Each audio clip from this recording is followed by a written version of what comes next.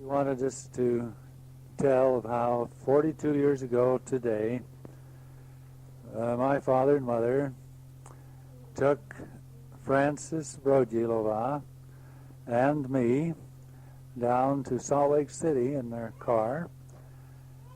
Frances is my wife now.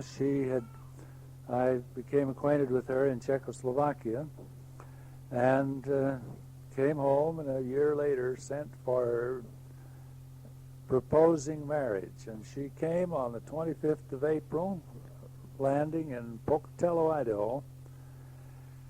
That following Friday, that was on a Sunday, and the following Friday we went down to Salt Lake, as I said. Frances and I drove on down to Provo at Olga Miller's invitation, where Frances stayed overnight with her friend, her dear old friend, Olga Miller from Prague. I stayed that night with Arthur Gaith and his wife. The next morning, we drove to Salt Lake City to be married by Elder John A. Woodsoe of the Quorum of the 12, who was very close to the Brodil sisters. I found when I got there that I didn't have my recommend. I didn't know where it was.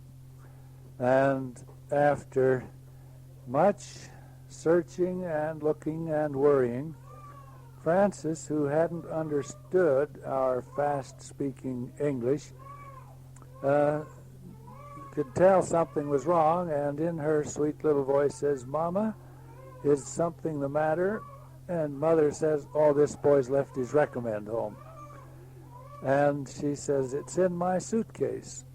Then I remembered that in my heavy program at home, working, going to school, and presiding over a stake mission, I expected I'd forget something, so I put that recommend in Mother's suitcase to be sure to have it.